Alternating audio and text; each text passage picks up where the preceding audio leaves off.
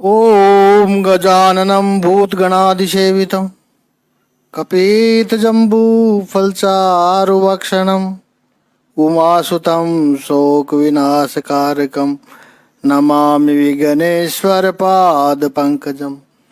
कृष्णाय वासुदेवाय हरे परमात्मने प्रणतः क्लेशनाशाय गोविन्दाय नमो नमः। ओम श्री महापुरुष देवाय नमः। ओम श्री गुरुदेवाय नमः। ओम आनंदमय, ओम शांतिमय। हमारा चिंतन गीता अध्याय 3 श्लोक पर 3 पर चल रहा है। भगवद गीता में भगवान श्री कृष्ण समन्वय करते हैं। उनके मत के अनुसार निष्ठा क्या है, जो उपाय, जो साधन, जिस मार्ग से आप मोक्ष पा सकते हो। भारतीय संस्कृति में ने 4 पुरुषार्थ बताए हैं: धर्म, अर्थ, काम और मोक्ष। चारों में से हमें जाना है, लेकिन अंतिम पुरुषार्थ है, श्रेष्ठ पुरुषार्थ है, वो है मोक्ष। व्यक्ति का अंतिम लक्ष्य तो वही हो सकता है, तो वो अंतिम लक्ष्य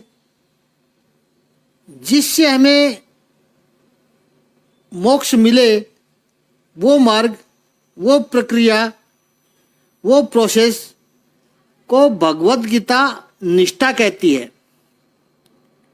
अब ये निष्ठा का क्या अर्थ हुआ कि मोक्ष प्राप्ति का उपाय। भगवान श्री कृष्ण कहते हैं 2 है, मोक्ष प्राप्ति के उपाय 2 है, ज्ञान और कर्म। अब ज्ञान को श्रेष्ठ कहने वाले कहेंगे, देखो शरीर में भी ज्ञानेंद्रियां भी है, कर्मेंद्रिय भी है। ज्ञानेंद्रिय कर्मेंद्रिय से श्रेष्ठ है। ज्ञानेंद्रिया कौन सी है? आँख, कान, नाक, रसना, जीभ और त्वचा, ये ज्ञानेंद्रियां हैं। और यदि चाहो तो छठा मन को जोड़ लो। और कर्मेंद्रिय हैं हाथ, पैर, मुख, गुदा और उपस्थ, ये कर्मेंद्रिय हैं मानी गई है। वो कर्मेंद्रिय को श्रेष्ठ बताते हैं। मनुष्यों के भी विभिन्न मत होते हैं।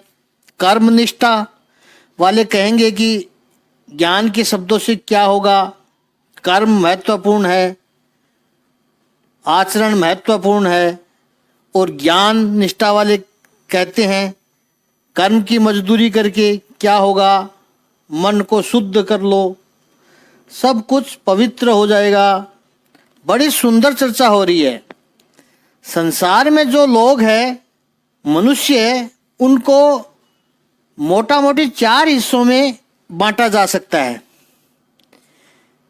जीवों की 4 कक्षाएं होती है।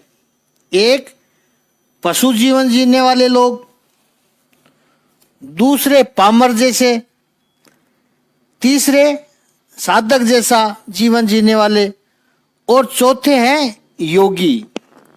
पशु, पामर, साधक और योगी, ये 4 कक्षाएं हैं। पशु जैसे लोग कौन से हैं? वो देह को ही सर्वस्व मानने वाले हैं, शरीर को ही सर्वस्व मानने वाले हैं। वो पशु जैसा जीवन जीते हैं। खाओ पियो मौज करो, जब तक जियो मौज से जियो, उधार लेकर भी घी पियो, जलसा करो, ये चार भागों का सिद्धांत है। 1200 साल पहले हुआ था चार भाग, इसलिए कहा कर्जा करके घी पियो। आज होता तो कहता कर्जा कर लो और कुछ और पियो और विदेश भाग जाओ। और जब शरीर छूट गया फिर कौन बताने आता है कि कहाँ गया है। मौज करो, ये पशु जीवन है। इंद्रियों को जैसे मजा आए वैसे करते रहो बस। अब इससे थोड़ी सी प्रगति होती है, उससे ऊपर का एक वर्ग पशु से ऊपर उठता है, पामर जीवन। पामर का अर्थ होता है असहाय, हेल्पलेस। पशु से ऊपर इसलिए है कि उसको इतना पता है कि यह शरीर अपना नहीं है। शरीर केवल खा पी कर मौज करने का नहीं है, कुछ और करना चाहिए, कुछ विकास की दिशा में जाना चाहिए। ये शरीर भगवान का दिया हुआ है। इतना ही नहीं, इस शरीर में भगवान रहता भी है, तो ये भगवान का शरीर है। लेकिन विकास का सही मार्ग उनको पता नहीं है। उनको ये लगता है कि कुछ करना चाहिए, केवल मजा करने के लिए जीवन नहीं है। केवल 100 साल की जिंदगी पूरी कर लो, इसके लिए नहीं है। इसमें कुछ करना चाहिए, लेकिन क्या करना है ये पता नहीं है, कंफ्यूजन में है। और यदि उनको पता भी है तो उस मार्ग में वो चल नहीं सकते हैं। किसी न किसी कारणवश पोस्टपोन करते रहते हैं। बस इतना हो जाए फिर केवल धर्म ही करेंगे। किसी न किसी कारणवश धार्मिक कार्यों को स्थगित करते रहेंगे। इसका उनको एहसास भी होता है, देखो हम कुछ नहीं कर पा रहे हैं, इसलिए वो असहाय है, पामर है। कुछ करना चाहिए वो पता है, क्या करना चाहिए वो नहीं पता, और अगर पता भी चले तो कर नहीं पाते। तीसरा है साधक जीवन। ये व्यक्ति आत्म विकास के लिए पुरुषार्थ करता है। उसमें कोई चैलेंजेज आएगा, उसमें कोई असुविधा भी आएगी तो वो स्वीकार करता है, उसके लिए कष्ट भी सहन करेगा।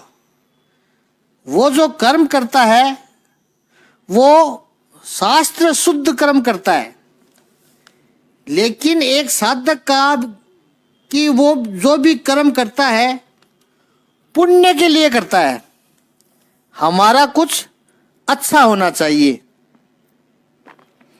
साधक साधना कर रहा है लेकिन उसका मार्ग स्पष्ट नहीं है। उसको संशय भी होता है, इतनी साधना कर रहे हैं, उपासना कर रहे हैं, लेकिन क्या प्रभु मिलेंगे और इस जन्म में मिलेंगे? पता नहीं हमारी साधना प्रार्थना को वो देखता है या नहीं देखता, उस तक पहुंचती भी है या नहीं पहुंचती। थोड़ी प्रतिकूल परिस्थिति आ जाए तो उसकी श्रद्धा हिल भी सकती है, फिर वो संभल भी जाता है। लेकिन एक बार श्रद्धा हिल जाती है, इतनी भक्ति करते हैं, फिर भी हमारे जीवन में ऐसा हो गया, साधक ऐसा होता है। अब चौथी है योगी की कक्षा। अब ये योगी दो प्रकार का है, कर्म योगी भी हो सकता है और ज्ञान योगी भी हो सकता है। ज्ञान योग, जिसे यहाँ प्रभु सांख्य कहेंगे, वो कैसे हैं? उनको विषय का स्पर्श भी नहीं होता है। सांख्य योगी को विषय का स्पर्श भी नहीं होता है। क्योंकि उनके लिए कोई विषय है ही नहीं। उनको सर्वत्र प्रभु दर्शन हो रहा है। कण कण में, अणु अणु में प्रभु की अनुभूति हो रही है।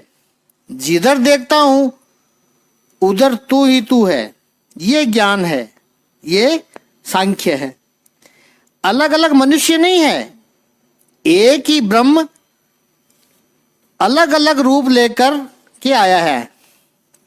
सर्वत्र ब्रह्म दर्शन हो रहा है, तो उसके लिए विषय रहा कहाँ?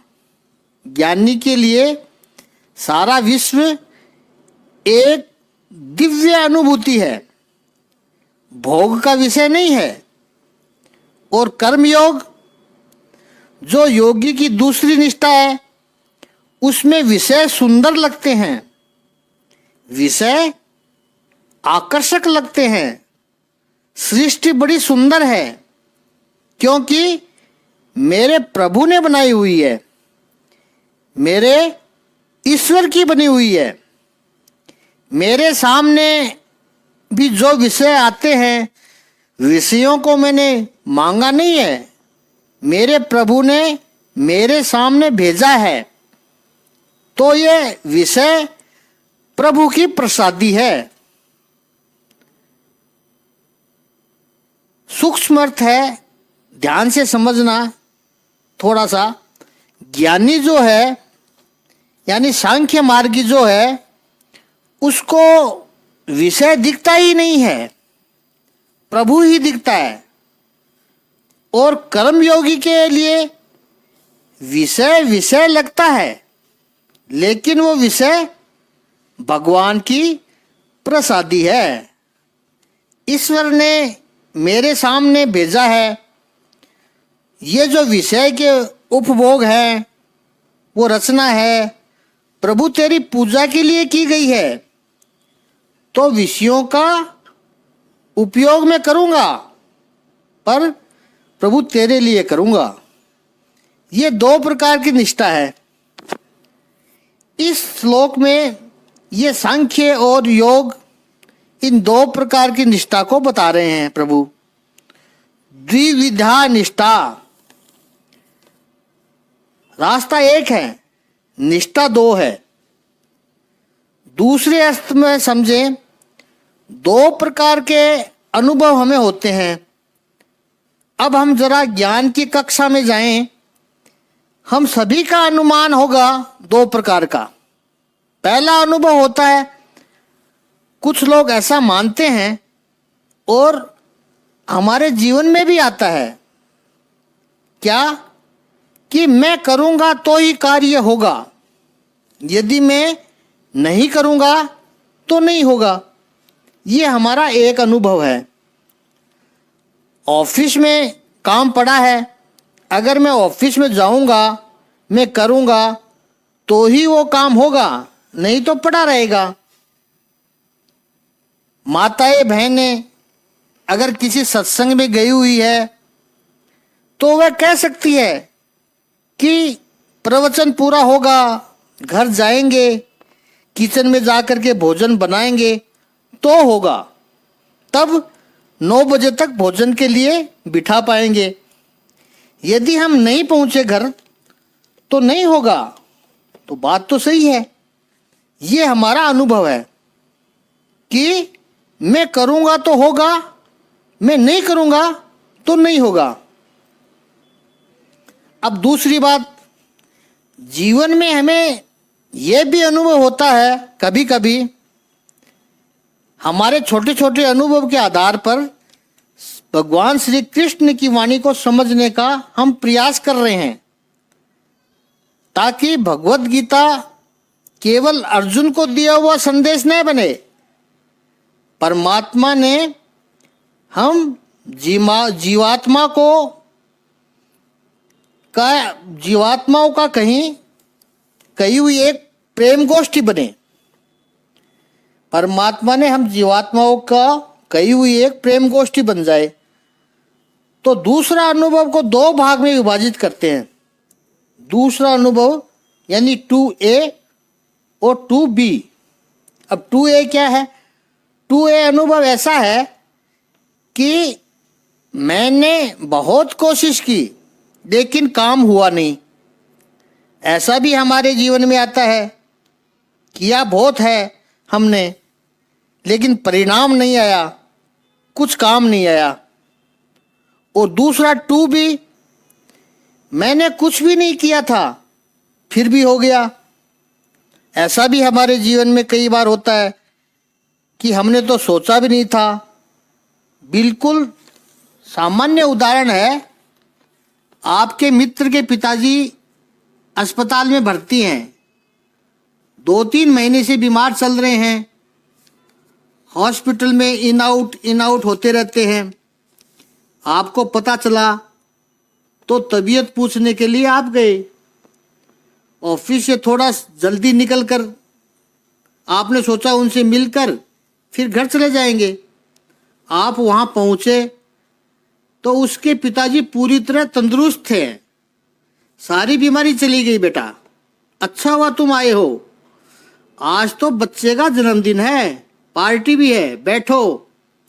बिना पार्टी में शामिल हुए आपको नहीं जाने देंगे। आप तो बीमार की तबीयत पूछने गए थे, 1 दर्जन मौसमी लेकर गए थे और आपको मिल गई स्पेशल पार्टी, वो भी दोस्तों के साथ और दोस्तों के साथ। ऐसा आनंद तो घर पर भी नहीं आता। किया कुछ नहीं, मिल गया। यह भी हमारा अनुभव होता है। तो ऐसा जब चिंतन करते हैं तब हमें पता चलता है कि 1 और 2 दोनों में से सच्चा क्या है। व्यक्ति जब चिंतन करता है तो उसको पता चलता है कि कर्म आवश्यक है, पुरुषार्थ तो हमें करना ही पड़ेगा। हाथ पर हाथ रख के बैठे रहेंगे तो कुछ भी नहीं होने वाला है। लेकिन मेरे करने से नहीं होता है। एक और दूसरी शक्ति है जो उसमें चेतना का संचार करती है और परिणाम को ले आती है। वो शक्ति कौन सी है? करना पड़ता भी है और न केवल करने से होता भी नहीं है, न किए बिना भी हो जाता है। अंतिम लक्ष्य पर व्यक्ति जब पहुंचता है तब उसको पता चलता है कि मैं करता हूँ, ये भाव निकल जाए और होता रहे, तभी जीवन का आनंद मिलता है। मैं करता हूँ, वो भाव निकल जाए। अगर हर बार मेरे करने से ही होता तो मैं चाहता तभी हो जाता, चाहिए था, लेकिन मैं चाहता हूँ फिर भी नहीं होता है। और मैंने किया नहीं फिर भी हो जाता है। इसका अर्थ मैं करता ही नहीं हूँ और कुछ किए बिना रह भी नहीं सकोगे। ये भी याद रखना है। अरे ऊपर वाला सब करता है, हमारे हाथ में कुछ भी नहीं है, ऐसा भगवत गीता का उपदेश नहीं है। मौज सिखाएगी भगवत गीता। करते हो तुम कन्हैया, नाम मेरा हो रहा है। करते हो तुम कन्हैया, मेरा नाम हो रहा है। कर्म हो लेकिन कर्ता भाव न हो। अब इतनी पूर्व भूमिका के साथ हमें सांख्य और योग दोनों निष्ठाओं को समझना है। विश्व भर में जितने भी फिलोसोफर हुए हैं, दार्शनिक हो, धर्मगुरु कहो या उपदेशक हो, उनके सारे ज्ञान को हम इन 2 धाराओं में बांट सकते हैं, कर्म मार्ग और ज्ञान मार्ग, सांख्य और योग। सांख्य का अर्थ है ज्ञान योग और योग का अर्थ है निष्काम कर्म योग। भगवत गीता में जो 3 प्रवाह कहे गए हैं, ज्ञान, कर्म और भक्ति, प्रथम अध्याय से लेकर 6ठे अध्याय तक प्रभु कर्म की बात करते हैं। 7वें से 12वें अध्याय तक प्रभु भक्ति की बात करेंगे और 13वें अध्याय से लेकर के 18वें अध्याय तक प्रभु ज्ञान की बात करेंगे। भगवान ने बहुत सुंदर रूप से कर्म और ज्ञान के बीच में भक्ति को रख दिया। वैसे लॉजिकल चर्चा करें तो भक्ति भी एक कर्म है, इसलिए भगवान ने दो निष्ठा ही कही है, ज्ञान और कर्म। ये भक्ति के बिना दोनों अधूरे हैं। यदि भक्ति न होगी तो ज्ञान शुष्क हो जाएगा। इसलिए कई लोग ज्ञानी बहुत होते हैं लेकिन इतने शुष्क, इतने ड्राई हैं। संत कभी हंसते नहीं हैं क्योंकि ज्ञानी बहुत होते हैं। इतनी ऊंची ऊंची बातें करेंगे कि समझ में आना ही मुश्किल हो जाता है। एक व्यक्ति सुबह सुबह मिला, एकदम सीरियस होकर आ रहा था। किसी ने पूछा, इतने सीरियस, कुछ हो गया क्या? वो कह रहा, नहीं कुछ नहीं हुआ। एक स्वामी जी का प्रवचन सुनकर आ रहे हैं। कैसा था प्रवचन? एकदम सॉलिड। अच्छा, क्या कहा उन्होंने? ये तो कुछ समझ में नहीं आया, लेकिन बहुत सॉलिड बोले स्वामी जी। ज्ञान ऐसा शुष्क हो जाता है। भक्ति के बिना ज्ञान शुष्क है और भक्ति के बिना कर्म भी गधा कर्म है, मजदूरी बन जाता है। अक्सर आप देखते हो, रसोई बनाने वाली, खाना बनाने वाली माई 4 घरों में जाकर रोटी बनाती है, लेकिन वो गिनकर बनाती है। मेरे इस पगार में 15 रोटी बनेगी, इससे ज़्यादा नहीं बनेगी। लेकिन वही स्त्री जब अपने घर में अपने पति के लिए, अपने संतानों के लिए रोटी बनाए, तब वो गिनती नहीं करती है। कर्म तो दोनों जगह हुआ है, लेकिन वहाँ पर प्रेम नहीं है। भक्ति के आधार में प्रेम है, वो नहीं था, तो वो उसकी नौकरी है।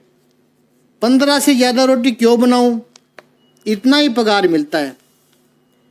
लेकिन घर में जब आई, भक्ति हो गई, प्रेम मिल गया उसमें, तब गिनती बंद हो गई। कर्म में यदि भक्ति ना होगी, कर्म में यदि प्रेम ना होगा, तो कर्म मजदूरी बन जाएगा। इसलिए आज के युग में हमें आवश्यक है, राष्ट्र निर्माण का जो समय चल रहा है, हमें जो मुसीबतें आती है, जो समस्याएं आती है, कुछ दिक्कतें भी आती है, लेकिन उसको हमें ऐसा समझे कि ये मेरा राष्ट्र के प्रति प्रेम है, राष्ट्र के प्रति भक्ति है। जो मुसीबत भी आएगी उसको उठा करके हम राष्ट्र के निर्माण के लिए आगे निकल रहे हैं। उसमें भक्ति मिलनी चाहिए। यहाँ राष्ट्रभक्ति नहीं होगी, जहाँ राष्ट्रभक्ति नहीं होगी वहाँ छोटी छोटी बातों का विरोध होता रहेगा। अब आप देखिए, जब नोटबंदी हुई 3-4 साल पहले, तब शुरुआत के 2-3 दिन तो कन्फ्यूजन में थे। 8 तारीख की रात, 8 तारीख को हुई थी मेरे ख्याल से, 8 तारीख की रात, 9वीं रात और 10वीं रात, 10वीं तारीख तक थोड़ा कन्फ्यूजन में थे। ऐसा लगता था कि जो हुआ वो क्या सही हुआ है, क्योंकि आम आदमी इतना अर्थशास्त्री तो होता नहीं है। बस ये विश्वास था कि प्रधानमंत्री केवल देश के लिए ही सोचते हैं, अच्छे व साफ छवि के इंसान है, तो उन्होंने जो किया होगा वो अच्छा ही किया होगा। तो शुरुआत में तो केवल राष्ट्र प्रेमी व्यक्ति है प्रधानमंत्री जी, इसलिए जो भी किया अच्छा किया है। बाकी अर्थशास्त्र की दृष्टि से इसको क्या परिणाम होंगे उसको देखेंगे। लेकिन जैसे जैसे ये बात विश्व में फैली, और लोगों के प्रतिभाव आना शुरू हुए। विश्व की मीडिया ने, वाशिंगटन पोस्ट और भी कई मीडिया ने और बड़े बड़े लोगों ने, उनके भी प्रतिभाव आना शुरू हुए। उनको पढ़ा। बिल गेट्स, नारायण मूर्ति, रतन टाटा और बजाज वगैरह कई थे। इतने लोगों के जो प्रतिभाव आने शुरू हुए कि अच्छा हुआ, बहुत अच्छा हुआ, वो सुना और विरोध आना शुरू हुआ। विरोधियों में जो लोग खड़े थे, पप्पू, फिर भी वो दिल्ली वाला कार्टून, ममता, मुलायम, लालू, इन सब ने जब विरोध किया तो फिर बात स्पष्ट हो गई कि विरोध करने वाले ऐसे हैं तो ये बिल्कुल देश हित में ही है। पता तो चले कि विरोध करने वाले कौन है, क्योंकि ये ऐसे लोग हैं कि इनको यदि कहा जाए कि सत्ता पक्ष के द्वारा कि सभी को जब शौच करने जाते हैं उसके बाद हाथ धोने पड़ेंगे, ये नियम बनाया जाए, तो ये लोग कहेंगे हम धोएंगे नहीं, हम तो कुछ और करेंगे। उनको तो बस विरोध से ही मतलब है, उनको विरोध ही करना है। कहने का आशय मार्ग जो दो है, सांख्य और योग। हाँ, अत्यंत ज्ञान व्यक्ति को शुष्क बना देता है और कर्म में यदि प्रेम नहीं होगा, भक्ति नहीं होगी, तो कर्म मजदूरी बन जाएगा। अब देखिए, सांख्य ऐसा कहता है कि ज्ञान पर्याप्त है, किसी कृत्य की, किसी कर्म की आवश्यकता नहीं, ये सांख्य कहता है। सांख्य तो आगे चलकर ये भी कहता है कि कर्म करोगे तो फंसोगे, क्योंकि कर्म करोगे तो परिणाम आएगा, फल आएगा। फल भुगतने के लिए आपको वापस आना पड़ेगा संसार में, तो कर्म की आवश्यकता ही नहीं है। क्यों नहीं है? क्योंकि कर्म की आवश्यकता कब पड़ेगी? जब आपको जो अभी तक नहीं मिला है उसको पाना हो, तो आपको कर्म की आवश्यकता है। कुछ पाना है तब कर्म करोगे।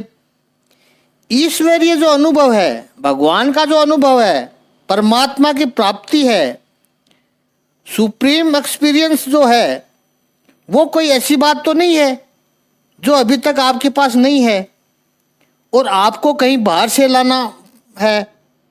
ज्ञान क्या है? ज्ञान वो है जो आप भूल गए हो। तो भूल जो गए हो उसके लिए कुछ करने की ज़रूरत नहीं होती है, केवल स्मरण करना है, केवल याद करना है। ईश्वर को ही कहीं बाहर से नहीं लाना है, ईश्वर है ही, आप ईश्वर हो ही, लेकिन भूल गए हो। स्मरण करना है बस। योग कहता है, योग कह रहे हैं तो इसका अर्थ है कर्म योग। यहाँ हम योग का नाम ले रहे हैं तो इसका अर्थ है कर्म योग। भगवत गीता ने सूचन किया है दूसरे अध्याय में, निष्काम कर्म योग। योग का कहना है कि किए बिना कुछ होता नहीं है, साधना के बिना सिद्धि शक्य नहीं है, तो साधन तो चाहिए। अज्ञान को भी यदि हमें हटाना है तो उसके लिए भी पुरुषार्थ करना पड़ेगा। सांख्य कहता है अज्ञान को हटाओ, लेकिन कैसे हटाओ? याद कर लो, बस स्मरण कर लो। योग कहता है अज्ञान बंधन है और उस बंधन की रस्सियों को काटना होगा, तो पुरुषार्थ चाहिए। सांख्य कहता है ज्ञान पर्याप्त है, ज्ञान हो गया और अब क्या चाहिए? जो असत्य है, जो मिथ्या है, उसको मिथ्या जान लिया तो बात पूरी हो गई। अब क्या चाहिए आपको? मिथ्या को मिथ्या जान लो, फिर किसी विधि विधान की, किसी कर्म कांड की कोई आवश्यकता ही नहीं है। ये सांख्य का मत है। व्यर्थ को व्यर्थ जान लो। बाकी चर्चा कल करेंगे।